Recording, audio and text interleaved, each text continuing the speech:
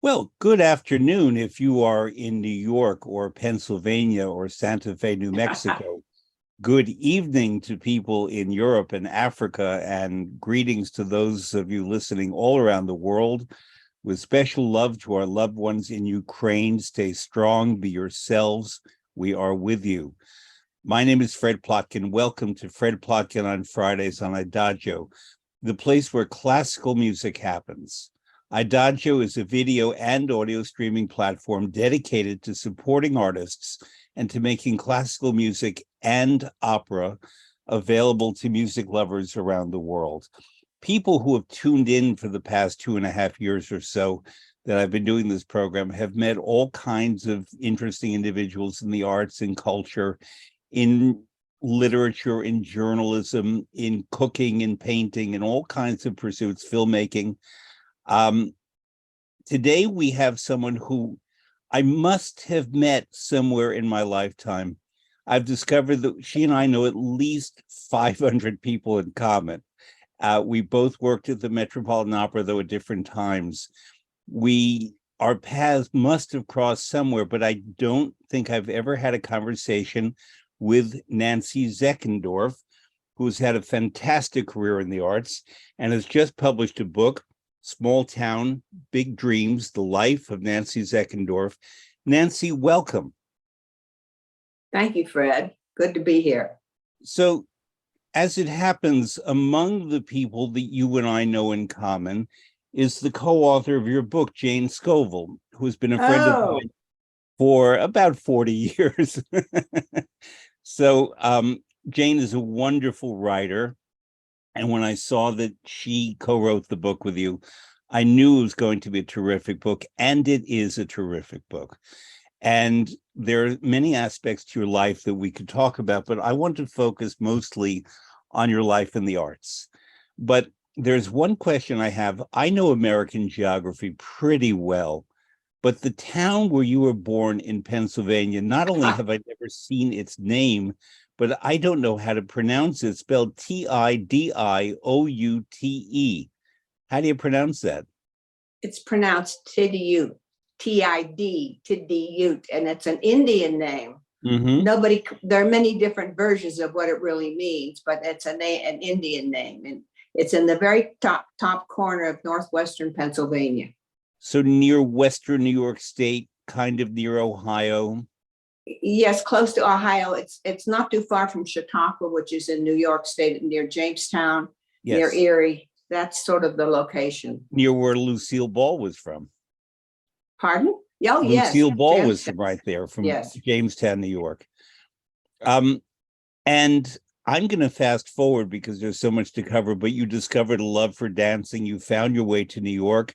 You went to the Juilliard School, and you were studying at the Metropolitan Opera Ballet School and became a principal dancer at the Metropolitan Opera Ballet in 1954. What I want to define for our listeners is the following. The Metropolitan Opera was created in the 1880s. It opened on October 22nd, 1883 with Faust. The next night they did Lucia di Lammermoor. The old Met was on Broadway and 39th Street.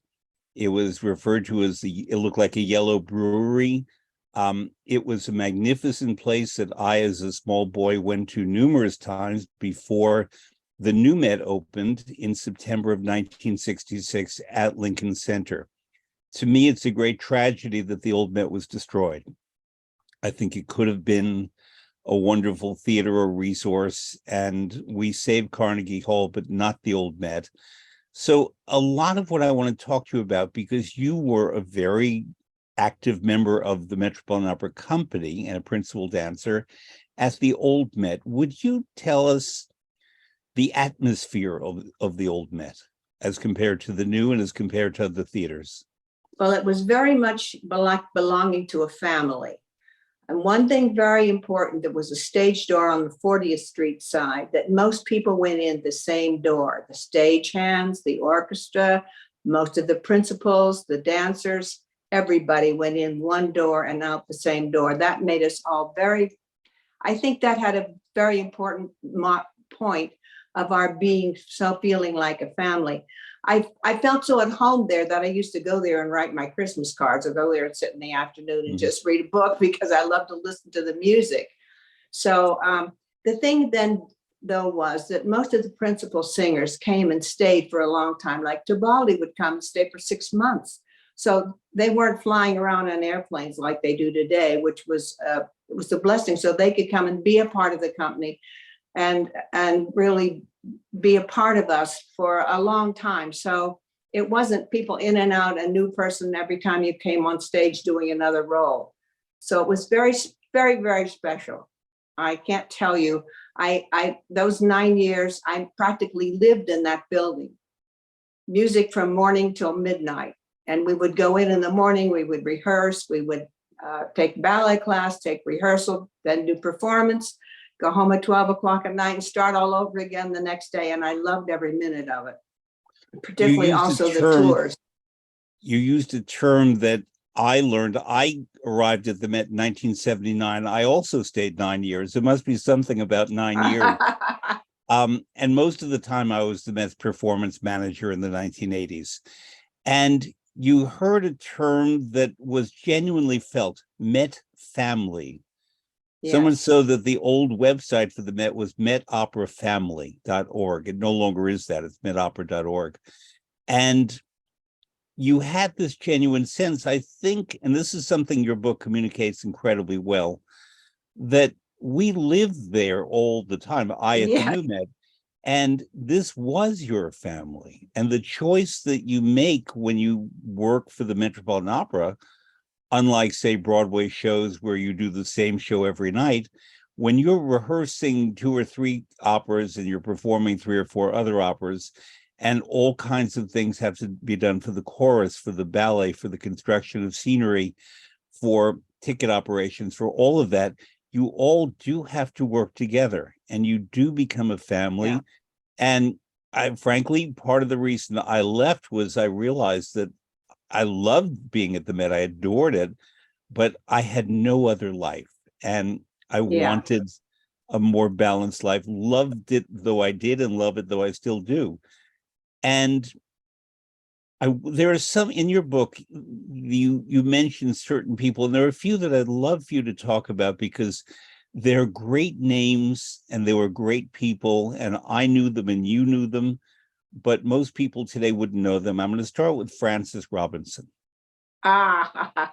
Wonderful Francis Robinson. He was just terrific. He was the Metropolitan Opera, maybe more than Rudy Bing was.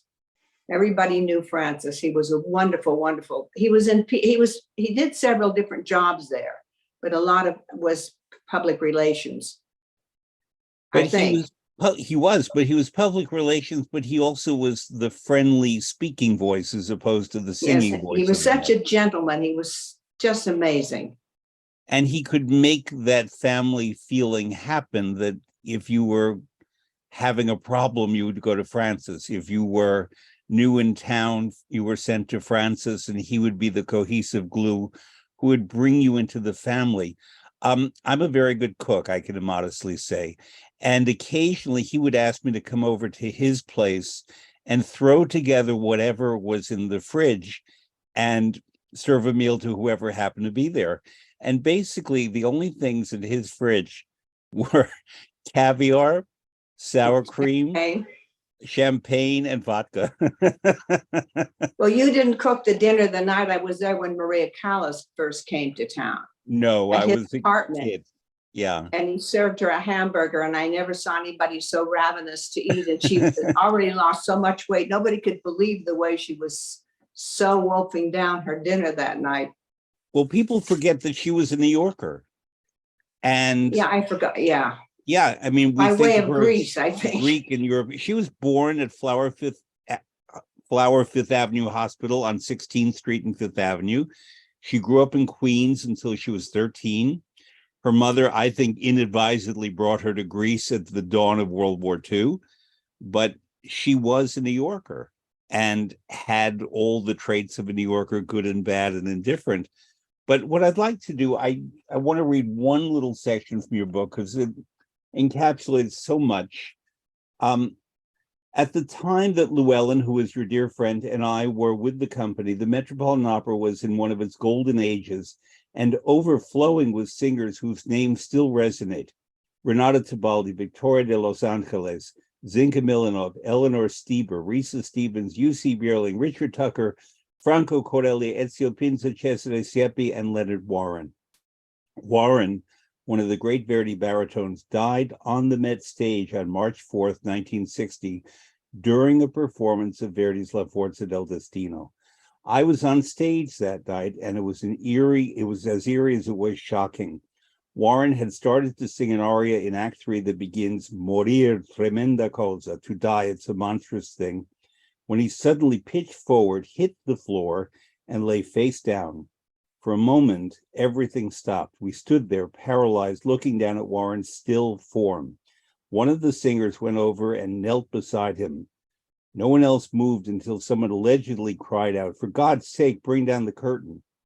I don't remember that, but I do remember the curtain was drawn and a priest was ushered on stage to administer last rites. The priest was Warren's friend. He'd been in the audience with the baritone's wife. The Met's general manager, Rudolph Bing, came on stage and stood with the rest of us while the rites were intoned. Then he went to the curtain and stepped in front of it to address the audience. We could barely hear him. "This," he said, "is one of the saddest nights in the history of the Metropolitan." The audience groaned in anguish.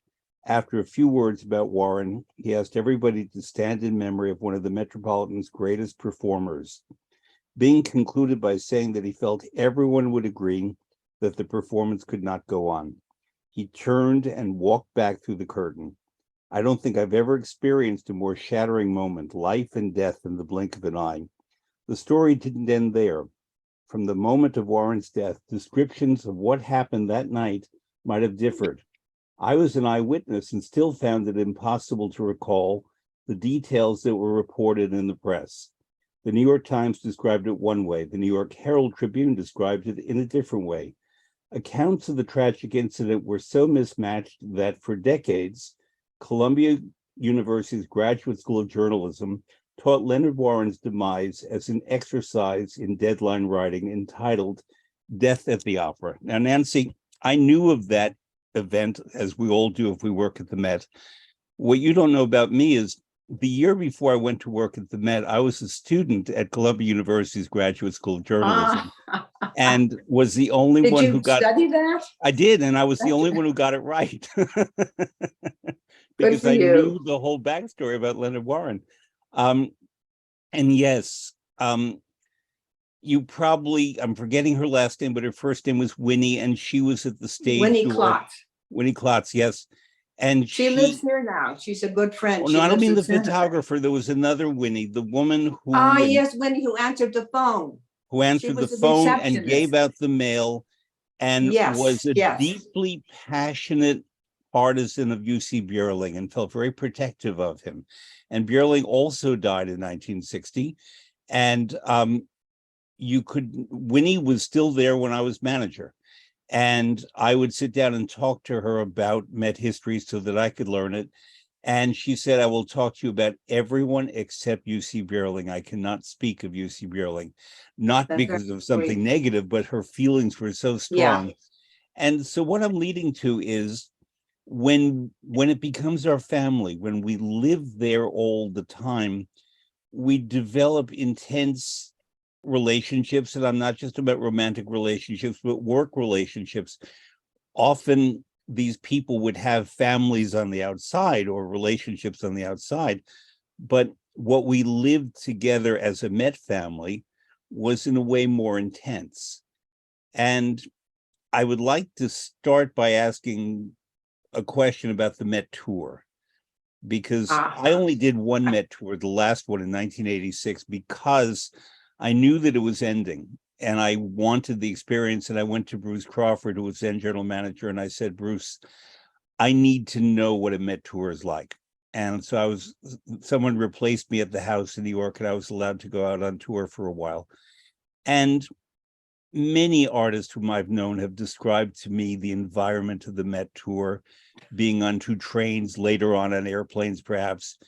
and how the family would be on the road. Would you talk about your memories and experiences of the Met tour? Well, we left in 2 trains from Grand Central and went off, starting with Boston or Cleveland each year. My friend Llewellyn and I had a big trunk full of our ball gowns to wear the special parties on tour, because every place, particularly in Atlanta and the South, had wonderful events for us. And they treated all of us like prima donnas, even if we were just lowly ballet dancers. If you went into a department store, they practically bowed down to see you when you came. And when we started off with this trunk, and we packed 25 bran muffins. We wrapped them up in foil because we were always on a diet. But what happened was we went to get them out 3 days later, and they all turned green. So we scraped the green off. We saved about 3 or 4 of them, took them back, put them on the window of our hotel room to try to keep them fresh for another few days. But anyway, tour was wonderful, wonderful time. Everybody was very relaxed. We all went swimming together in the pools at the Stoneleigh Hotel, and these wonderful parties. And then the parties that sort of went on backstage or in hotel rooms after the fact.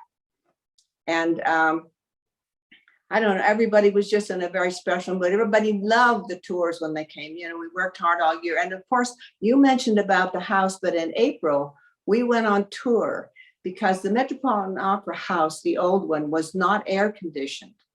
That's why and so nothing really went on there in the summer, because aside from that, much as I love that house, Fred, it was a fire trap. So It would have been very, very hard to save it. And I would have been one of those wanting to save it, but it was past its time, it really was. But anyway, so on tour, everybody, you know, at night, we were all walking up and down the stairs in the back of the hotel, going to different rooms for the night.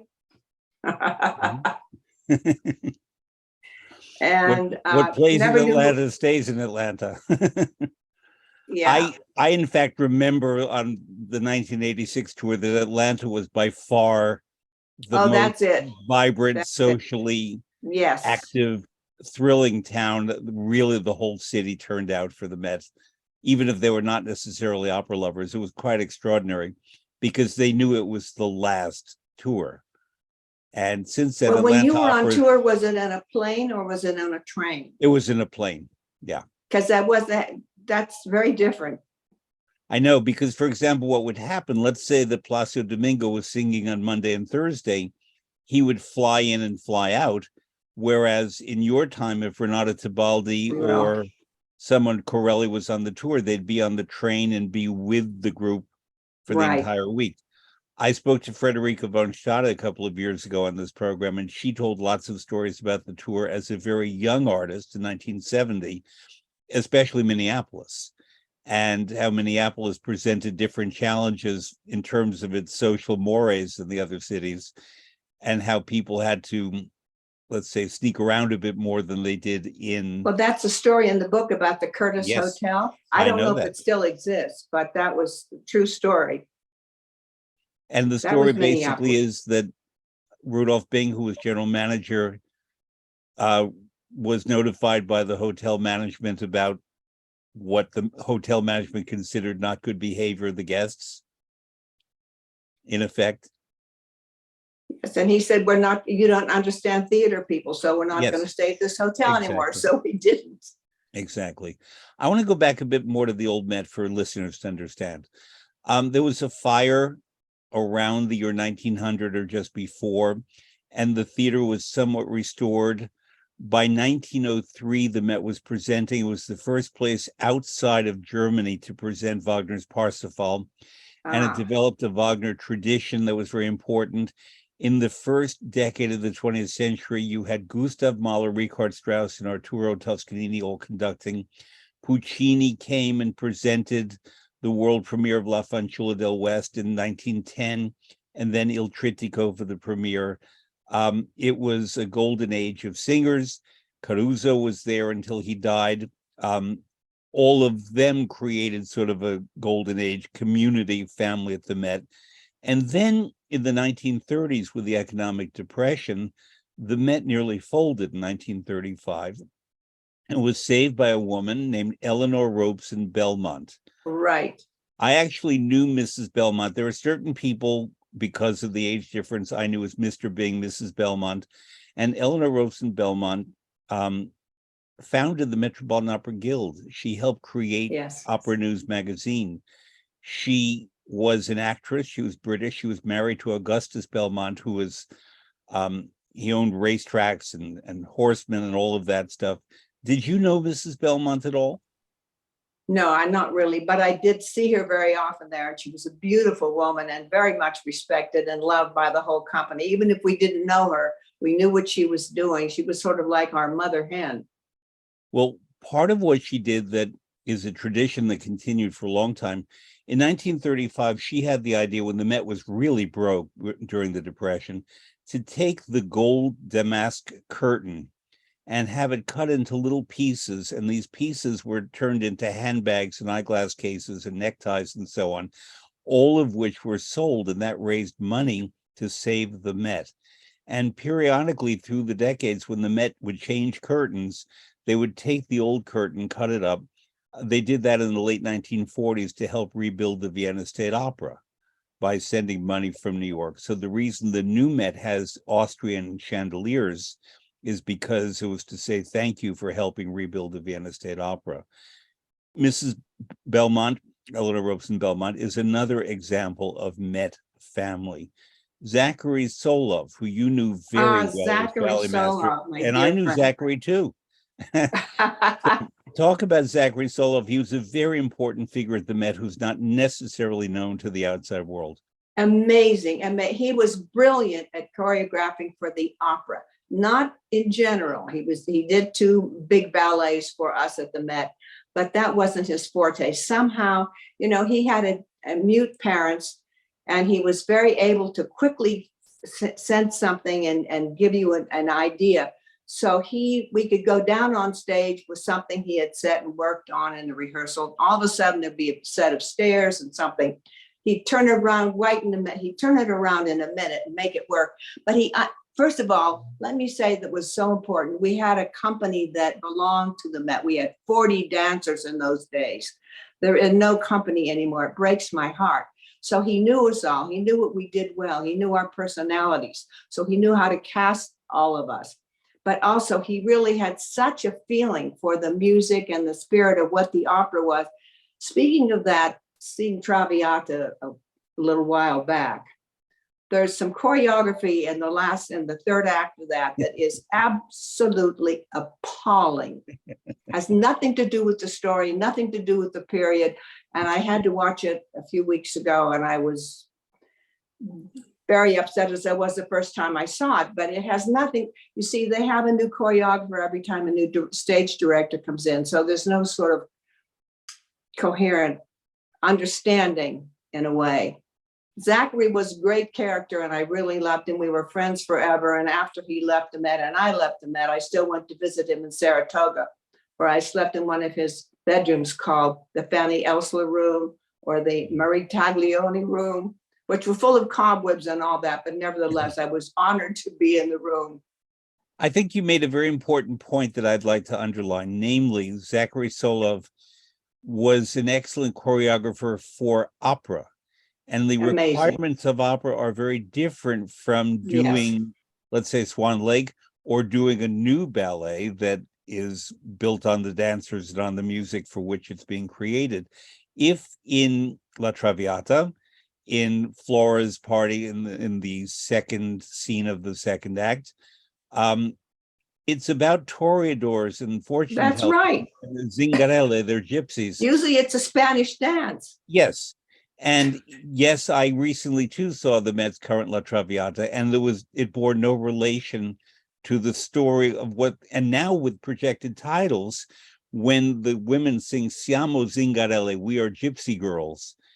No, they're not gypsy and girls. Then there was a toreador. They're like Las Vegas. That's true.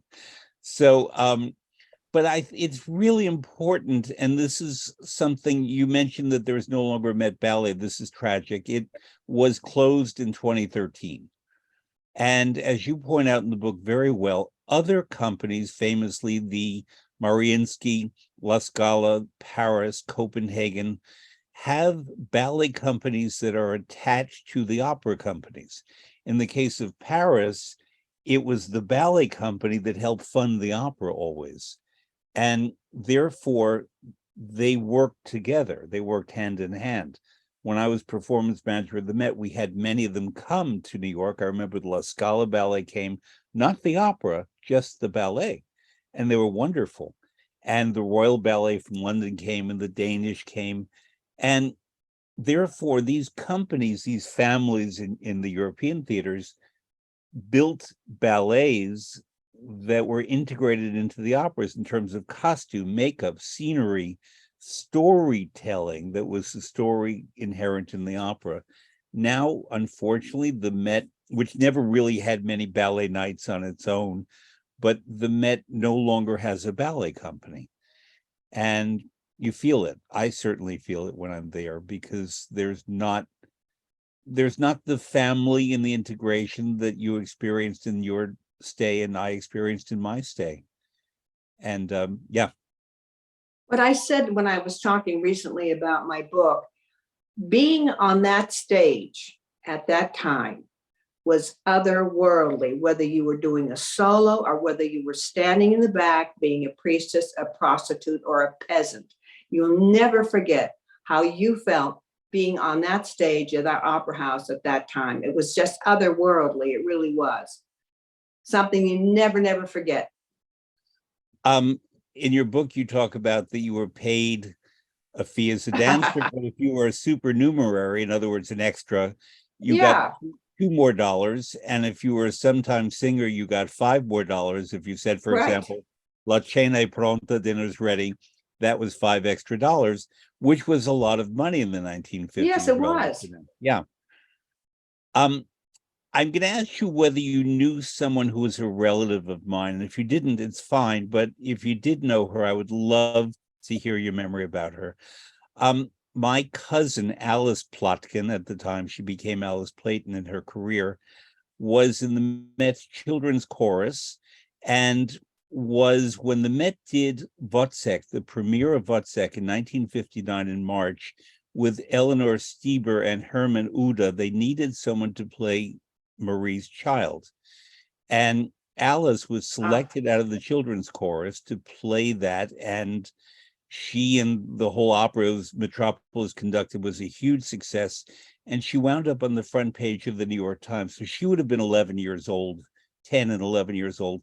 Did you ever meet a little girl named Alice Plotkin? Sorry, I didn't meet her. I didn't meet her. But I sang in the children's chorus. When we went on tour, the ballet girls sang in Carmen, sang in La Boheme, and that's when I got to sing my solo line in La Boheme. Carpignol.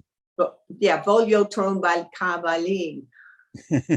I got $5 for that one, so that was really a lot of extra money. Why not? But no, I'm sorry to say I didn't meet her because we weren't in Wozzeck, so there was no way that we would have been on stage together. Otherwise, I certainly would have.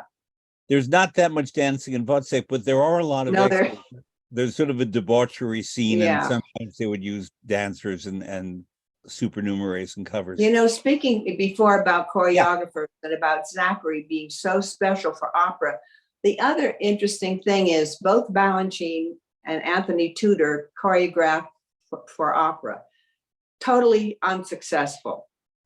Yeah. They were great choreographers, but it's something, just a very special thing. And neither one of them had very much success. I mean, Balanchine was at the opera and did a whole Orfeo production, I think.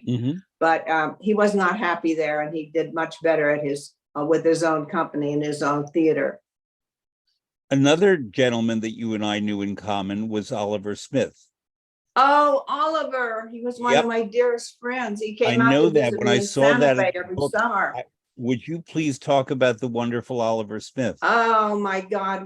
I was so, I felt I was so special to be able to be his good friend. He used to come out to visit me in Santa Fe. We would go to the opera every night. We would come back and then talk for 3 hours about the production. But we used to have lunch in New York, and it was such a gift to be able to be his friend. He was such a special gentleman. He was a designer primarily. And there's another person somebody should write a book about. Oliver Smith. I agree. Very, very talented designer. Broadway movies, opera. The original Fall River legend, Agnes DeMille. Fancy Free for Jerome Robinson, Leonard Bernstein, Lenos. I'd like to see some of those operas. I'd like to see some of those ballets again. I agree. Especially, I remember Fall River Legend. I remember that ABC revived it when I worked and they came American Ballet Theater. He lived in a house, and this is where I got to Brooklyn, yes, Willow Street. In Brooklyn. Yeah. Yes, in Brooklyn. I was doing research about the house where he lived. It was sometimes called the February House. I was on Willow Street in Brooklyn, and among the many people who passed through there, primarily the one I was researching was Benjamin Britten, the British composer, and his partner, now we would say husband, Peter Pears, the tenor for whom he wrote Peter Grimes and many other, Captain Vere in Billy Budd, the writer W.H. Auden, the writer Carson McCullers. Do you know who paid the rent on that house, who basically owned it? Because these were all struggling artists. Gypsy Rose Lee, the stripper. What? Paid the rent on Oliver's house? Yeah, she was the one who, for much of the time when these young poets and composers and singers didn't have extra money, Gypsy Rose Lee picked up the tab. And she spent a lot of time in the house and had a place to sleep there if she wanted, because she liked being surrounded by these brilliant, intellectual, talented, gifted artists. And I knew that Oliver lived in the house for a while too. And he was my primary source when I was trying to learn about the February House, as it was called, on Willow Street. And there's yet another book to be written. There's so many books that can be written about the wonderful subgroups of creative people in New York City. Your book is a wonderful, I'll hold it up again because I want people to see it. Small Town, Big Dreams is a wonderful contribution to this, because you were not only a witness, you were a participant in so much of the life of ballet and of opera in the 1950s, 60s, 70s, 80s, and continue to be so. Where we could have overlapped, but I guess we never really met, was that you were with American Ballet Theater was your title chairman? What was your title? Well, I chaired 19 galas. I put together and chaired 19 galas for ABT. I wasn't chairman of the board. I was on the board for many years. When I joined the board of ABT, there were 3 people on the board, Lucia, Oliver, and Mrs. Byam Stevens. It was that small, because Lucia was, paying all the bills. But then I started fundraising for them. Lucia gave me a little box, a little tin box with a lot of little addresses. And she said, these are my friends, these are my relatives. If you write them a letter, they will send us money. So I did. So they did. And that's how I started fundraising after my career as a ballet dancer. It was interesting because I was present for all of that, but didn't know you. And I saw the other side, namely getting ABT shows on every night, plus matinees on Wednesday and Saturday. And I became, and I'm still friends with the woman who was company manager. And it was a challenge for the company because there always was a lot of financial struggle. Yeah. Yes. More than other companies I knew. The Met had its good days and bad days, but there was some sense of continuity. But I think part of it is the Met had its own home. ABT was a traveling company. You hit on a very important point, that ABT does not have its own home. It plays at the Met, it plays at the David Koch Theater, but the problem is not being identified like New York City Ballet is with the David Koch Theater is a real drawback. I think they should go back to City Center and make a show there, because I think that would be because they're really wanting to do a lot more dance there. They're already a dance theater. And I would love to see ABT go back there and bring back some of their old repertoire, which was so exciting, that we mentioned before, Fall River Legend, for instance, Interplay, I think part of the challenge, and I come from the opera side of the equation, is that even now when subscriptions are down in opera because people live differently, but still there was the habit of going to the opera and people would attend. Yes. And opera goers, not always, but tended to be a little older and have a little more money and have more Sitzfleisch, in other words, the ability to sit for a 6-hour wonderful Wagnerian opera or a wonderful 3-hour Verdi opera, wonderful 4-hour Mozart opera, and be able to stick with it. Ballet has a different audience. It tends to skew younger. Yes, and these it are not is. necessarily people with the financial means to be able to go to the ballet. And that's always been a challenge for dance in general, but classical ballet in particular. Yeah, classical ballet has never had rich patrons, not like the opera. Why is that? Well, I don't really know but the opera was so established a long time ago, and I think it was its Belmont and the older set of people. I can't really define that, but I remember walking into the theater one day, City Center, with Tony Bliss, who said, "Look around and see who we put on a board. There's nobody here. There are no people here that can help us raise money."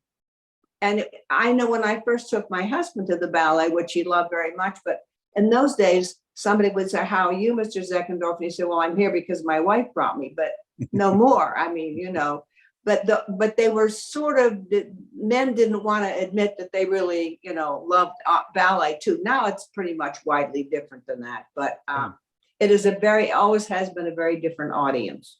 Totally. A name you mentioned is someone I would love to talk about. You call him Tony Bliss. I knew him as Mr. Bliss. He was the man who hired me to work at the Metropolitan Opera, so I'm eternally grateful to Mr. Bliss. It's interesting with general managers. They were Mr. Bing, Mr. Bliss, Bruce Crawford. I knew him as Bruce. Yeah. Joe Volpe, Peter Gelb, but somehow back in the one that with the piano, the one that was married to the piano family. He was a Met general manager. Yes. Well, I think he came when Gentila died. I think he was the first one brought in. Okay, so Mr. You mean Schuyler Chapin? I think Tony was later, I think. Right. Yes. So what it is, I know this, Rudolph Bing, and you know this very well. Retired 1972. Göran Gentila, who was a Swedish impresario, was hired to come in. He and his family were on vacation in Sardinia. There was a terrible car crash, and most of the family died. I think not the wife. And suddenly the Met was without a general manager. Mr. Bing offered to come back the Met board just as temporary. And they said, "No, thank you." I know, which is awful. But then I believe it was Schuyler Chapin who came in. Yes, that was and the one I know I couldn't that think. because my mother worked for Schuyler Chapin, and I knew Schuyler and his second wife, Katya, and the sons and so on. So I grew up with all those people, and I knew Schuyler Chapin very well. He was very much a gentleman. And then there was sort of a period, a bit of an interregnum, and then Anthony Bliss came in the mid to late 70s, and there was a triumvirate of James Levine, artistic, John Dexter, technical, and you wrote about John Dexter in your book, and Anthony Bliss, let's call him administrative, and he was the general manager. And Maestro Levine was the one who invited me to work there, but it was really Anthony Bliss who made the decision to hire me. So that was the 1970s.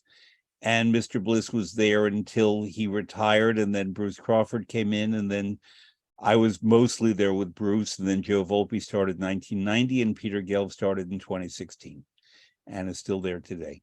And a question, I noticed, I was reminded in reading your book that at least through Anthony Bliss, many Met general managers like ballerinas. Yes, it seems to be something. I mean, including Anthony Bliss, but also Joe Volpe, actually. Joe Volpe as well married a dancer. And Joe Volpe married a dancer. Yeah. So what is it about Met general managers and ballerinas? Well, just ballerinas are so exciting and so attractive and so wonderful. Of course they do. Now, I don't know. I remember when Tony first met Sally, who he married, we had had a performance at Town Hall. Alicia Markova was running the ballet at the time, and we had these few performances at Town Hall. And Tony Bliss came backstage and said he wanted to meet the girl in the last ballet. I went upstairs and said, Sally, the president of the opera was president of the opera then. The president of the opera is here and he wants to meet you. She said, well, I don't want to meet some old man in a raincoat. I said, just come on downstairs and meet Tony. And that was the beginning of their relationship. So Tony was a dear, dear friend, and he was very helpful to Joffrey Company and to the Metropolitan Opera. He was always interested in ballet. He'd married a woman that I think had been on stage in Broadway, if I'm not mistaken, his first wife. Yep. But I don't know what it is with opera impresarios who seem to fall for ballerinas. They seem not to fall for opera singers. No. Well, maybe they like small girls, thin girls, not the heavy set ones. I'm not a gossip. And they know that we're not prima donnas. We're willing to work very. Well, they're prima ballerinas. There's one person you mentioned in the book who I adored and had a huge crush on, and you write about her, Natalia Makarova. Oh, yes. There when I was there, and I interacted with her a lot. She was absolutely charismatic and transfixing. Yes. Rudolf Nureyev was there at that time, and Baryshnikov was there. Nureyev had that similar magnetism, but Makarova, for me, had a sense of humor, which the other two didn't really have, the two gentlemen. And part of what I loved about Makarova was she was very funny. And yes, and witty and mischievous, but not in an annoying way, but in a very charming way.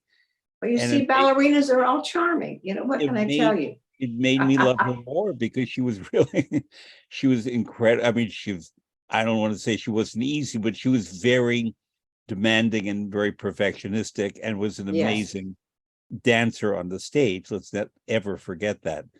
Whereas Nureyev was similarly very, very compelling and highly dramatic and irresistible. We're not talking about necessarily sexually, but although he was that too to many people, but there was something about him that made you want to do whatever you could for him because you felt he needed that. I met and worked with Margot Fontaine and Gelsey Kirkland, about whom you mentioned in the book briefly, and that's a whole other story of the people who were in American Ballet Theater at that time. These were all major figures. They all had big personalities. Some of them had personal devils. I'm not here to gossip about that. I don't do that. But they were highly emotionally charged. And what was particular about ABT when they came to the Met is that when we had opera, we had a different singer in each dressing room every night. When we had ballet, Gelsey Kirkland and Baryshnikov and Patrick Dupont, when he was there, and all the dancers, suddenly Martine Van Hamel, Cynthia Gregory, who I adored, each had their own room for the entire run. And they would almost set up house for 8 or 9 or 10. And bring all their stuffed animals and all their little goodwill things. And one of them, I'm not going to say her name, lived there. She didn't have an outside, and she was a major star, lived there in completely in her dressing room. In S2 was the number of the dressing room I remember well, because occasionally we had to pull her out to clean the dressing room. And she did not necessarily want to come out because she completely took up residence 24 hours a day. And I had to assure that security knew that she was there. And the lights had to be kept on at night in the dressing room area because this dancer was there the whole time. And I never knew that. That's quite a story. I don't think they would have allowed anybody to stay in the Metropolitan Opera days, but that's a very interesting story. I mean, I'll tell you sometime who it was, but because you know her very well. But and then we would have these visiting companies, and I remember the Royal Ballet coming in from Great Britain, and what a wonderful tradition they had. And the dancers, Merle Park was someone I was very fond of, but all of these dancers, these wonderful British dancers. Would you talk about Anthony Tudor in the context of British ballet and ballet in general? Because I know you knew him and went to the Kennedy Center honors with him. Yes. Well, I don't think of Tudor being so involved with the British Ballet, although that's where he started with Marie Rambert, and he started some of his first ballets there. But particularly with ABT. The reason I went to ABT to raise money after I left the Met and got married was because Tudor was there and they were doing all his work. So I was very committed to him. He was my teacher and my mentor. And he was a very, very unusual human being. He had a reputation of being very tough on some of the dancers. What he was trying to do was to get to their essence. And I write about that in the book. There's something he said, and I quote him saying, you know, you've got to get through all of this stuff and get who they're trying to be and try to get them to come up with themselves. And sometimes that's painful. And he took some dancers through that and they did find it painful. I never went through that with Tudor. But one remark he made, which sort of relevant to this, one day someone said to him, "Isn't Nancy beautiful?" or something to that effect. And he said, "Yes, but she tries to destroy all the character in her face," meaning she is trying to be somebody, she really isn't, or not let herself really be who she is. I don't know if you follow me, because Tudor was sort of like a riddle it's very an enigma wrapped in a riddle. That's what yes. So I mean, that very much explains Tudor. Wonderful to be in class with him. Just to watch him give a combination was like watching something very, very special, like watching it choreography in front of you. Tudor was a very unusual, and I'm so privileged to have been able to work with him and to go with him to Kennedy Center for that. But no, you write in this book about his last days, and he lived. You wrote in your book about his last days. Yes, he was at the Buddha house. Right. Why was he at the Buddha house? Was he a Buddhist? Was he a Buddhist? Okay. You know, one of my teachers was a Hindu, and that was Miss Crass. The other teacher was a Buddhist. And they never tried to influence us or make us think that way. But I think how fortunate I was to have two teachers with this kind of spirituality behind them. I mean, that was a very, very special thing. And no, Tudor lived there for the last maybe 3 or 4 years of his life, still very connected to Hugh Lang, but Hugh Lang lived on the upper east side, whatever it was. But I'm interested because you were talking about how he described you and your face and your beauty and so on. It sounds like it's underpinned by a Buddhist philosophy, that comment. In other words, that about I'm not an expert in Buddhism, though recently I've had several Buddhist guests on, interestingly, so I've begun to learn about it. But it's a very different thing than, say, a more Western point of view about the self and the ego. Now, you were and are beautiful, and you wrote in the book about how many people mistook you for Anna Moffo, the beautiful, also Pennsylvanian. What's going on in Pennsylvania? Beautiful opera singer who sang Violetta and Manon and those roles. Well, the reason was we were on tour in Violetta, and she wore her hair very similar to the way I was wearing mine. That was very sort of classical. And when I would go out, people would say, "Aren't you Anna Moffo? Will you give me your..." And after I said no, they get mad. They get very upset with you because they say, "What do you mean you're telling me you're not Anna Moffo?" So finally I started saying, "Yes, I'm Anna Moffo," and I signed her name. And I told Anna about that too. She thought that was very funny. But it was easier to sign her name than to argue with these people who wanted to make a real thing about it. I had a similar thing. I used to be a lot heavier than I am. And people would come up and say, "Oh, Mr. Pavarotti, I loved you." And I would say, "I'm not Luciano." "Yes, you are." I said, well he's Italian. It's the same thing. I mean, they want to say I don't have right that accent. Wrong. And one time I was flying coach back from Italy, and someone asked me for my autograph, and I signed Fred Plotkin. And she said, "No, Mr. Pavarotti." I said, "Do you think he would be flying coach on Delta Airlines?" That's very funny. So you had the same experience. Yeah, for a long, and he and I were close friends, and we used to laugh about it. And people would say, "Well, you know, maybe they're brothers or cousins or whatever." Let's talk about. We're going to go back to the Met because it's always a topic, but I want to talk to you now about Santa Fe Opera, which is another magnificent company founded in the late 1950s in the desert, John Crosby, who loved Richard Strauss and other composers. And when did you first go to Santa Fe? I believe it was as a dancer, yes? Well, it's opened in 1955, a little 55. earlier than the late 50s. And I went in 1961 and 62. The reason being that for the first year, they were doing a wonderful opera of Stravinsky's called Persephone, which was created for Ida Rubinstein. Mm-hmm. And Vera Zorina was starring in it, and it required dancers. So John Crosby said, where do I get dancers? And somebody said, go to the Met. So he took 8 of us out. We were out here for 2 summers, 51 and 52. And I got to say that being on the stage here was a much smaller stage because, as you know, the opera's been rebuilt 3 times because the one in 1955 burned down in 67, built a new opera house, and then we opened another one later on. So I'm not going to answer that. I'm going to give it just a minute. So we came out because, and John Crosby once said, you know, I'm very practical. If I have dancers, I'll do some other offers with dancers in them. So I make good use. So anyway, being on that stage, looking at the lights of Los Alamos and the lights in the sky and the stars in the sky and looking into the orchestra pit, there was Igor Stravinsky conducting Persephone. And there was Vera Zorina on stage waiting for us to come on and be with her. That was a magical moment. And the second season I was here, I became a very good friend of Brigitta's. I mean, Vera Zorina, known as Brigitta.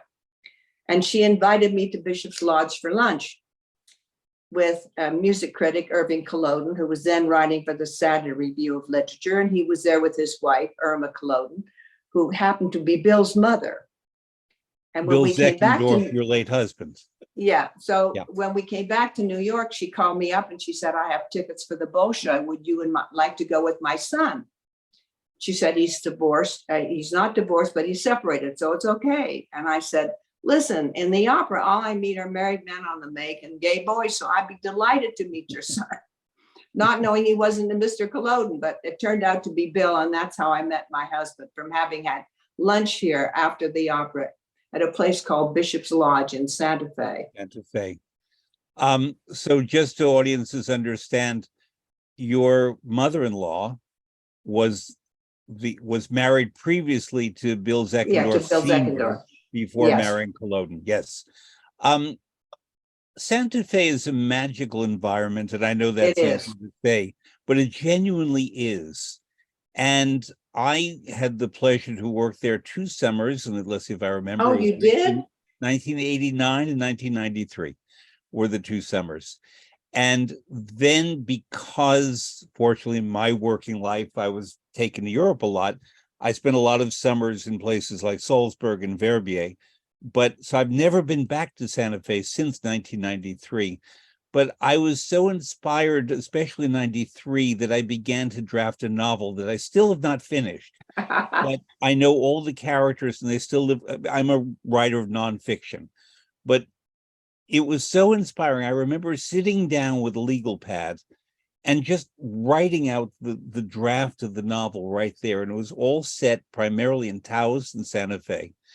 And it's a place that inspires creativity. George O'Keeffe famously, D.H. Lawrence, I believe, and needless to say, opera, painters, sculptors.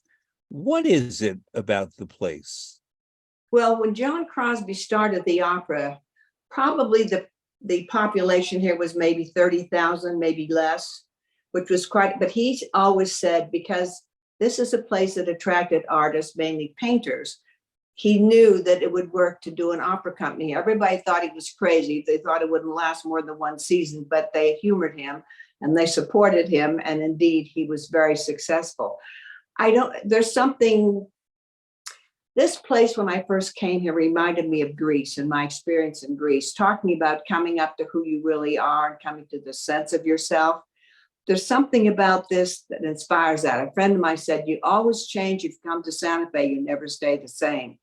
But there's something spiritual, and there is the 3 cultures that are here. But there's so much music here. There's so much wonderful culture in this small town, but maybe it's 85,000 perhaps people.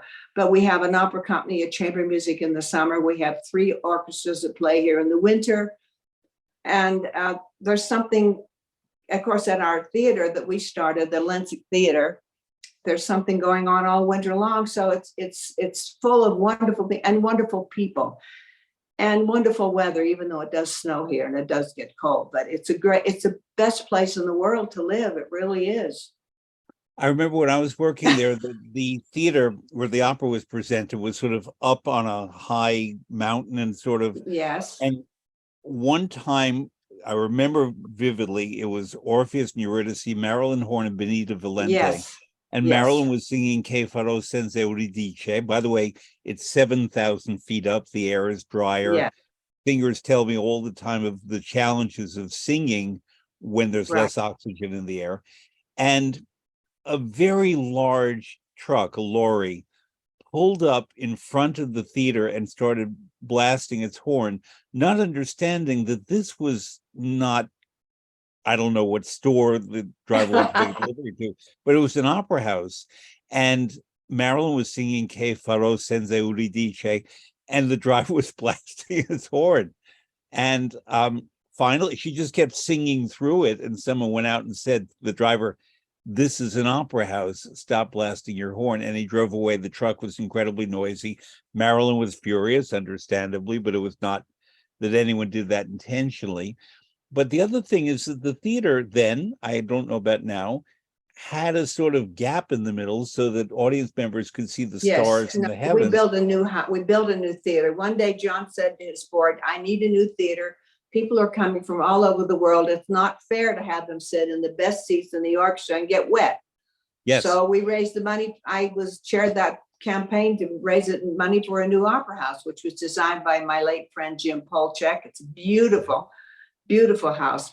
And now it's covered, but it still feels very open because the sides are still open. So you can still sit in the opera house and look out at the stars, or sometimes feel the rain or the wind that still comes in. Well, I remember, in fact, once with Rigoletto, that during the actual storm scene in Rigoletto, there's a storm. Yes, it was that fantastic. often happens. It was fantastic. And it seems that there's a storm for a half hour every day in Santa Fe. In the summer, yes. It's called the monsoons. Yes.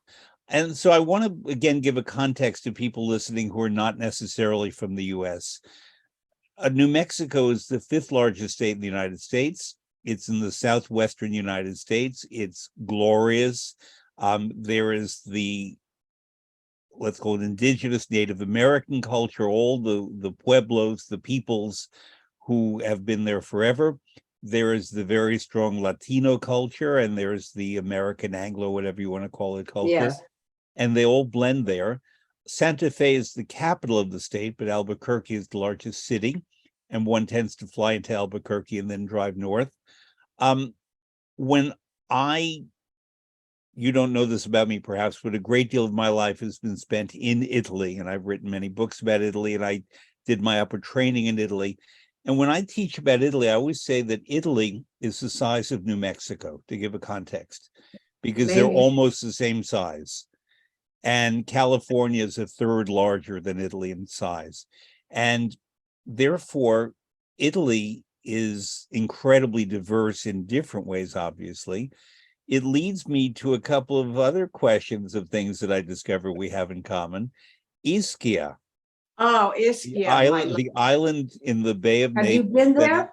Oh, many, many, many, many times. What brought you there? Mud. Mud, me too. That's what, would you talk about the mud of Ischia? Talk about the mud of Ischia, how you got there, and why. Fabulous. Yeah. The person who made me go to Italy that talked to me about it was Brigitte, my friend, Vera Zorina. She said, "You've got to go and have mud baths." So as a dance person, it was really fabulous to go there and be able for a week to be wrapped in this hot volcanic mud. And perspire like a pig for about 15 minutes. Then they sort of scrub you off and put you in a bathtub. I tell you, it's just divine. And I used to go there every summer and spend at least a week or 10 days in the famous Regina Isabella having mud baths. Now, there is in Northern California, in Calistoga, they do mud Yeah, but treatment. no, it's I not agree. anything like that. It's got sticks and stones in it. The mud in Iski is like modeling clay. It's true. So they bring it up from it's hot and they spread it on this Yeah. table, and then they put you on the table, and then they wrap you in the mud and put you in a cover. I cover you up so you really perspire. And you can feel the heat coming out of your body for about 5 hours afterwards. It is remarkably therapeutic. I Santa also love Fe the has mozzarella. also, yes. The mozzarella tomatoes.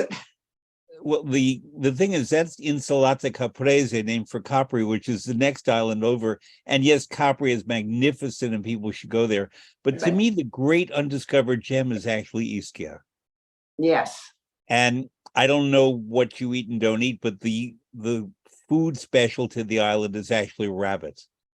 Yes. And they eat a great deal of rabbit. It's very delicious. Alla Ischitano with olives and olive oil and rosemary. It's terrific. So that's one Italian thing. Another Italian person that you and I seem to have in common, according to what I've read, was Sirio Maccioni. And Sirio, yes. Sirio Bill Maccioni gave him his first restaurant in New York. Right, let's talk about that, because Le Cirque, I think, and then later with his 3 sons and his wife Egidiano, who makes this wonderful 32 ingredient soup, they were very important fixtures, especially Sirio, in New York, and not just gastronomically, but many of the people who would be on the boards of the ballet, of the Metropolitan Museum of Art, of MoMA, especially because that's right there in effect, and of the Metropolitan Opera and all the companies, many of the women especially dined at Sirio's restaurants, primarily Le Cirque. And I know that a lot of the fundraising and the social connections that would happen for these arts companies would actually happen at table at Le Cirque.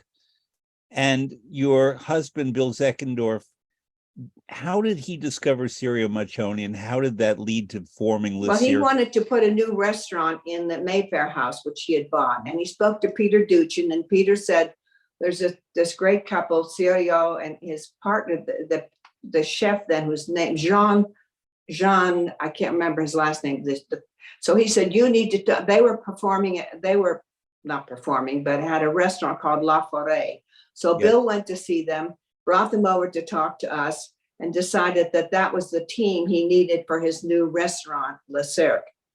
But Sirio was so kind. He never forgot what Bill did for him. And we went to visit him in Italy. And we were walking through the streets with Sirio, and people would come out of the stores and say, Mr. Zeckendorf, you're the person who really helped Sirio. I mean, everybody in the town knew that we were good friends. And he sort of regarded Bill as his godfather. Yeah. And talked to him a lot about his problems, which were always many, many, many. But he was like part of the family. He was such a wonderful, special person. And he looked like an Italian John Wayne. Oh, yes. Very handsome, very handsome. But also, you don't expect an Italian to look like the actor John Wayne, but he did. And I mean, I can speak from personal experience that his wife and his sons have always been incredibly kind. When I published a new cookbook, they were always the first people to say, come and present your book at Le Cirque, at Circo. Oh, and good. The mother cooked, and one of the boys would often cook. And they are another great New York story in a way. And for that reason, I found it interesting, this intersection of food, Italy, ballet, opera, and so on. So there is a quotation I read in your book, and this leads us to a topic that I want to talk to you about. Sir Rudolph Bing, who was general manager of the Met from 1950 to 1972, said, "You don't need wit to run an opera company, you need style." Yes. That so encapsulates the man that I somewhat knew, and as I discovered in the book, you knew very well. Would you talk about your life with Rudolph Bing? Well, he had a great sense of humor. As you know, when Maria Callas's husband wanted to be paid in cash, Rudy paid them in cash with $1 bills, put it all over the dressing room. that's the kind of sense of humor he had. They didn't ask to be paid in cash the next time. I think it was $3,000 in $1 bills. Anyway, no, Rudy had a great sense of humor. He was a wonderful friend. As Herman Krawitz, who you might know was one of the people in the administration, said, I have never known, and for Herman to say this is something, anybody who was a better manager in my life. He was brilliant. And I used to think, well, Rudy could have run the country. He could have been the president of the country. Well, maybe not anymore, but he was just such a wonderful manager. He knew everybody. He knew their names. He was always there. Everybody was on, friendly speaking terms with him. I know you called him Rudy, but did they call him Mr. Bing or Rudy? Yeah, we called him Mr. Bing. I called him Rudy because I knew him, but Mr. Bing. Yes. And Miss King or whatever he called me then, but then it got to be Nancy and Rudy. And then he was Sir Rudolph. Yeah. In 1971, he was made because he was an Austrian Jew, but he migrated to the United Kingdom and was a British subject. And that's how he was able to become Sir Rudolph Bing for his contributions to the arts. I knew him somewhat. I knew him when he was still healthy and then when he became ill. And you described that somewhat in the book. And I remember I would ask him advice about management. And he told me that when he received a cranky letter from a complaining member of the public that did not have much foundation. In fact, he would write, "Dear Mrs. So-and-so, thank you so much for your interest in the Metropolitan Opera and for your letter. It will receive exactly the attention it requires." That was it. Excellent. Which was that sounds like Rudy. That's exactly. And everyone would treasure their letter that more or less said that, unless, of course, it was an issue that required seriousness. I've been in the Met Archives a lot, and I've read his correspondence, which was always witty but serious. I know that he was very much in the vanguard in terms of having African Americans, or as the term was used then, Negroes, come to work at the Met. And as you correctly point out in your book, Marian Anderson, the contralto, was not the first African American to perform at the Met. It's often said that she was, but she was not. There were dancers. Well, the first one was a dancer, Janet Collins. Yes. And when Zachary Zola went to Rudy and said, how would you feel about this? I would like to ask her to come do the lead in the Triumphal Ballet in Aida. He said, by all means, it's fine with me. So that's how it was before I joined the Met. But then the wonderful story is on tour when they went to the South in Atlanta, particularly with these two great parties they gave, they did not invite her, and she was dancing the lead in Aida. So Rudy said, I'm not coming, I'm sorry. So they changed their mind when they said she could come. So he then entered the party with her on his arm and brought her as his escort to the party. That's how he handled that. But he was not about to go to a party that she was not invited to. And he was also very, very upset when he first came to the South and saw colored water fountains, colored restrooms. I mean, he could, coming from Germany and what he had come from, he couldn't believe in America this was still going on. So his being Jewish sensitized him to the racism, the oppression that existed and unfortunately still exists. I also was very interested in the fact that he seemed to want to make the production style, the Met presentational style, different, in that at the old Met, for people who don't know, there was very little backstage space. And therefore, most of the scenery was what we call painted drops. In other words, they would be flown in, they would be lowered from battens above the stage. And if you were in Paris in 1830 for La Boheme, there would sort of be a painted drop that would evoke that. And then that would fly out, and, then medieval Germany for Tannhäuser would come in and so forth. And these would be changed and taken out. The Met could not do the kind of scenic design that ultimately they were able to do at the new house so beautifully. But within that context, Mr. Bing brought in more people from Broadway, designers, not Yes. to glitz it up, but to give more theatrical relevance to the place. And you were in Tony, many of the productions. Margaret Webster, Tyrone Guthrie, Yeah, Peter Brook, yeah, Cyril Richard, yeah, Alfred Lunt. yeah. Amazing. He was, I mean, he's the first person that really did that at the Met. And Balanchine and choreographers, even if they No, I had a don't big know that he success. brought in Balanchine. No, that was You may, before him. Okay. that was before him, I think. Okay. Yeah. However, I could be wrong. So And so could I.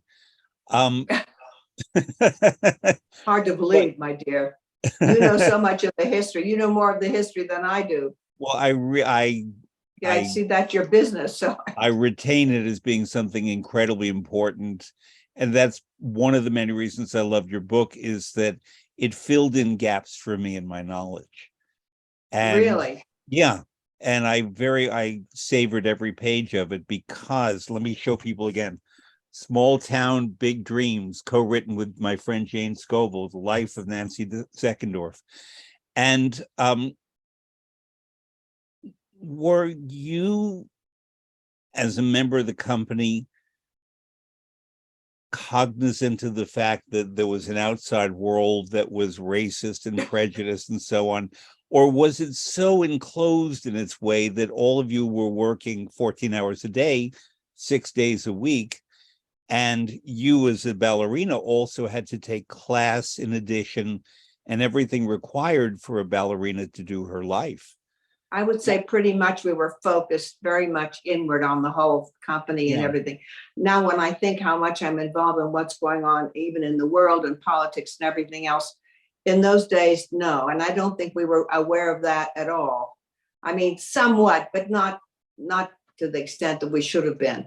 We were all wrapped up in our family and in what we were doing. Aida, Traviata, Samson, Delilah, Carmen, that was our life. And what's interesting is that, to me at least, opera is the most political of all the art forms. And Mr. Yes. Bing began his tenure in 1950 with Verdi's Don Carlo, which is among the most political operas of all. And Rigoletto is certainly a political, and much of Wagner and Peter Grimes in its way. And all of these works are giant mirrors of our society and our lives. And everyone who endeavored at the Met to produce these great works, often incredibly well, with great conductors, by the way, too, that helped, because that was the storytelling and music. In my life there, I always found that I didn't have an outside life, as I mentioned before. And we would become so committed to what we were doing on the stage and getting the show on. 7 operas a week over 6 days, twice on Saturday. Often with broadcast, and in my time, often television broadcasts, in addition to radio broadcasts on Saturdays, that it was so all-encompassing. And I, at the end of, because I would often have to shut the house at midnight, not really shut it, but shut it so that the overnight crews could come in and set up scenery for the next day, and the cleaners would come, and the people pressing the costumes would come, and the night crew would come, in effect. That when I would leave there, I would be so full of energy that I couldn't really go home. Go to sleep, right? Right. So we had our social life outside of there, but all of my, quote, real life friends outside the Met had jobs where I couldn't see them at 1 a.m, so that my family continued to be, and my friends continued to be my Met friends. And we'd go to someone's house. We didn't go to bars and restaurants a little, but we go to people's homes. And because I'm a good cook, I was often the one pressed into service to cook the meal at 1 a.m. At Pavarotti's house, very frequently, Kiri Takanawa was someone else who would have me come by and cook, and whoever was around. And that's, as I said, I adored it, but that's why I ultimately left, because I knew people would talk about television shows and movies and Broadway musicals and so on. I didn't have a clue what they were talking about, because it was so insular. And that's part of living on Planet Opera. It's a wonderful thing, but it's you become detached from reality. And even now, when people talk about that decade that I was at the Met, I don't know what they're talking about unless it related to the opera. And I don't know if the opera's like that today. I wonder if they're still so cohesive. I mean, if they're still so focused for the I season. know that Just, they work incredibly hard to get the shows on, certainly, and they yeah, have but I just don't fundraising. know because the feeling, it's not the same kind of company as it used to be. I agree. It's a wonderful company, but it doesn't have that. I don't think it has that cohesion that did than when we're all in the old house. I agree. And even the new house, but where it's called Met Opera Family, because many of the people that I dealt with were from the old house, and they maintain that tradition even in the new building. I mean, I knew Zeckendorf, who never sang in the new house. She decided that she would end at the last performance in the old house. She sang the matinee, which was Andreas Chenier with Richard Tucker, and then there was the gala in the evening, and she again sang. And then Zinka lived on 72nd Street and in fact ran a salon of all the people from the old Met, plus people like me who she felt benefited from knowing that. So I would sit with Leach Albanese and all the divas except for, you referred to her as the redheaded diva from Brooklyn, was, I assume is Beverly Sills, was the one who, no? I mean, the one he called the mezzo soprano? No, that wasn't the Bronx. No, Beverly Sills was redheaded, but I don't remember. But I did write in the book something about someone he called the mezzo soprano. Right. Well, that was a person, I think I know who it is. And if I do know who it is, she was a close friend of mine, but that's okay. But there were two mezzo sopranos in the Bronx. One was Risa Stevens and the other was Regina Resnick. So was it one of those? Wasn't Risa Stevens. Okay. And then the redheaded one from Brooklyn was Beverly Sills. Beverly Sills also ready for a wonderful biography, and I have a friend who I think should be the one to do it. But anyway, this tradition continued of the oral tradition, and because I, in addition to my opera work, am a writer, I found it very important to write everything down. And when I was at the Met, one of my jobs every day was to write the history of the Met. It was a performance report, but it was not simply quiet or so-and-so replace so-and-so as the Doctor in La Traviata, but I would write actually a performance report that was a history of the day so that the archives would reflect it. And at that time, the Met had on its board Sidney Grusin, who was of the New York Times. The Met often had a New York Times person on its board, and he would read these reports because Bruce Crawford would send them over. And it led to a profile of me in the New York Times about the person who documents Met history every night. So part of why I'm so taken with talking to you and reading your book is because it's such a valuable history. And I asked you about a lot of the people I did because someone like Zachary Zolov, Anthony Bliss, and so forth, Francis Robinson, are magnificent figures who are really forgotten to history except for the likes of you and me. And that's why one of the many reasons I want people to read your book. May I ask you why you called Rudolph Bing Rudy and not Mr. Bing? That was his name. Okay. I mean, I didn't call him Rudolph. Oh, I know. I'm sure that I wasn't the only person. He was very friendly and very open. So, I mean, anybody in the company could have said that to him. I mean, we did call him Mr. Bing, but I'm sure there were many people in the company who probably, and certainly the administration, the people, Herman Krawitz and Henry Wrong and all my friends in the administration would have called him Rudy. So that's what he was called if he wasn't called Mr. Bing. Well, what I'm getting at is, and I want you to address it rather than me addressing it, you talk in the book about the fact that you and Mr. Bing were very close. Yes. Would you explain how that happened and some of what made you close? Well, how that happened was sort of by something that I wasn't meant to happen. Okay. It happened by chance, and it happened that there was another friend of me with me at that time. That had it been she instead of I who went to the restroom and came out into his arms, I think it might have been different, but there it was. But And I guess what I'm trying to say in a genteel operatic way is you were in his arms and he was in your arms for yes, 7 years. And he was married, but I can attest that at the Metropolitan Opera in my time, because we were, quote, Met family and didn't have outside lives, that a lot of our emotional and romantic attachments, if we formed them, were formed within the and we're company. within the company. Yes. Yes. And you and Mr. Bing had a relationship. I call him Yes. Mr. Bing. For 7 years.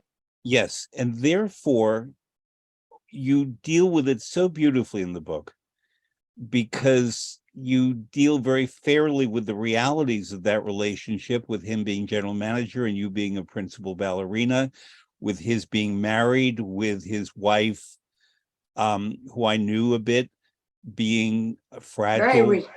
Yes.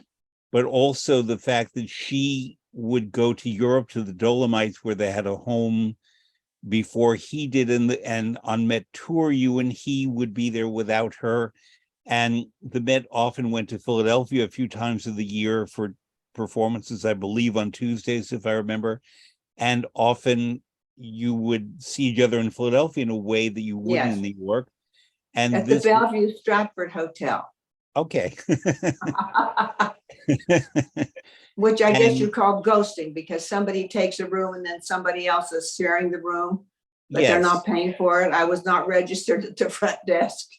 exactly. Anyway, we were very careful not to do anything, to flaunt it, or in any way to do anything, to take anything away from Nina. I knew how much he cared about her, and there never was a thought in either of our minds that we would do anything different than just be very careful and keep everything we did out of the limelight.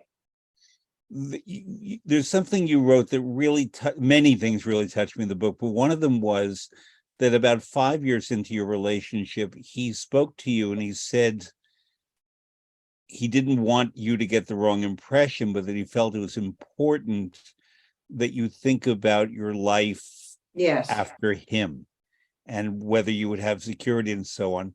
One thing that crossed my mind that I didn't see, maybe you mentioned it and I didn't note it, was for many ballerinas, their working lifespan is not necessarily that of an opera singer who begins later and may end later.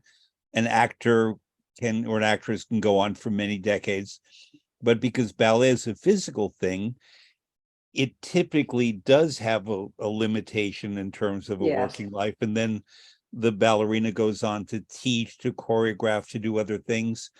And do you think that Mr. Bing was thinking not just about your relationship with him, but about the fact that your working life would one day evolve to something else?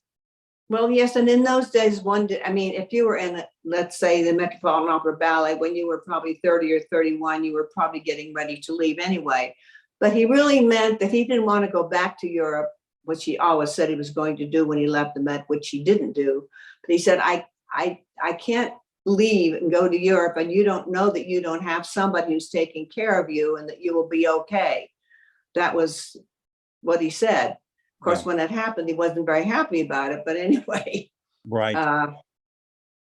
But he was just concerned that he didn't want to go to Europe and say goodbye and leave me on the shore here without knowing that I had somebody and I had a life ahead of me, that I was found secure. that to be both very caring and very practical, which is a nice combination of things that one does not always see. And then he had the emotional response when you basically acted on his advice. And that too was very operatic and of a piece with everything else. Yes, it was. Yeah. I want people to read your book so that they will hear the full story, but I thought it was important to mention. I've been thinking about dancers who I knew at the Met, and I'm still in touch with some of them. And the evolution of a dancer's life, even a principal dancer, once they are no longer performing, is that, yes, they may choreograph. One of them, a very dear man who I know, became a dresser at the Met, and he went from starring and playing the solo parts in Samson Delilah and Carmen and so forth to becoming a dresser for singers. And I think that in part is because it's a family thing, a Met family thing, that you take on different roles in the family, so to speak, as one progresses in age and does one thing less, another thing more. Some go into makeup, some go into costuming, some choreography, some teaching. Your friends from your time as a ballerina, what did some of them go on to do once they stopped dancing? Well, in those days, yes, they were teachers, they were choreographers. Some of them went back to school. But recently, there's been something called, what is it called? A life after dance for dancers. There's a name for it. That they raise money every year. So a lot of dancers now go back to school, get a profession, and do something not because everybody wasn't meant to choreograph or teach. It's something that you know, it has to be innate in you. But I decided to do fundraising. Mm-hmm. I'm not And a you did it very choreographer. well. I would not be a good ballet teacher. So I started fundraising. And you did it remarkably And well. I didn't need to go back to college to do that. I just did it voluntarily, and it sort of came to me naturally.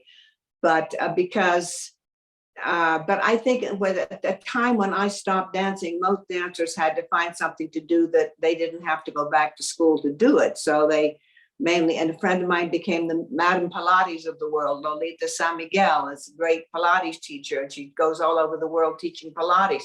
My husband always said to me, you know, Nancy, it's very interesting. Most of you girls and you ladies in the opera ballet did not go to college, and yet you ended up writing books, doing Pilates, doing many different things without having gone to college, just maybe getting through high school, which most of us did. Yeah. So when you mentioned Pilates, it triggered a thought in my head. It brings us back to Mr. Bing.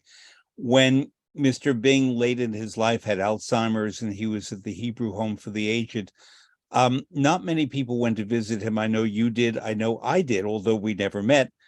But two of the people who visited him the most were the singers Teresa Stratas and Roberta Peters. Yes. I knew Roberta Peters quite well. I didn't know Miss Stratas too well. I knew her a little bit. We worked together on one production, La Boheme. But Roberta Peters I knew quite well. And Roberta Peters was one of the first persons to embrace Pilates and learned it from, I don't know if he was Mr. Pilates, Dr. Pilates. And her physical discipline, her maintenance of her body and her form and her health was remarkable throughout her career. And she faced a challenge, and one that she discussed with me, namely that her face remained beautiful, her body remained incredibly fit, her voice was beautifully intact, but the roles that she sang were sort of the Ina roles, the little girlfriends and the maids and so on. And they did not want to hire a 60-year-old Ina, although she could have done any Amina, things like that. Yes. Violetta, Gilda, she still sang at 60. But the Met not only were looking for newer, younger people, and it was a challenge for her because she did not want to go from singing the leading roles to, and I'm not making this up, either a teapot or a teacup in L'Enfant de les Sortilèges. The Met had trouble sort of getting Miss Peters to acknowledge that maybe her career was I didn't realize that. That's interesting. And but her mother was also at the Hebrew Home for the Aged. That's why she was there quite often and could see Rudy when she was there. Right. And so was Beverly Sills. Beverly Sills' mother was there too. But I don't think she visited Mr. Bing. No, she didn't. I can assure you of that. I can assure you of that. But I have so many questions, but I do need to conclude. And there's one that I want to ask you about because it's something I know nothing about, that you talk about in the book, because I don't come from a dance tradition. I come from opera.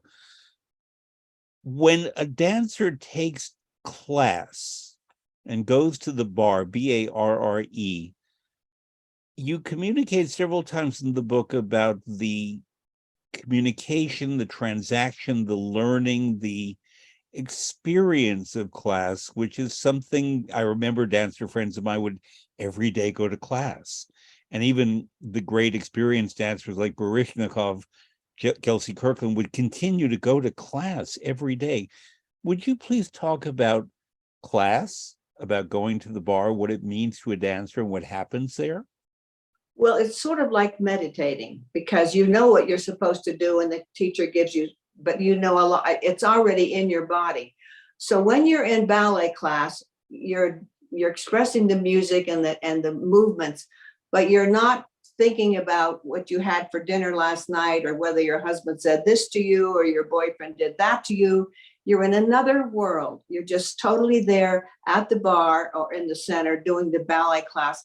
It's something wonderful to have in your life. And I did it many years after I stopped dancing professionally. And if I could do it now, I would do it in a minute. But my little body doesn't want to do that anymore, which is very sad, because for many, many years I did afterwards.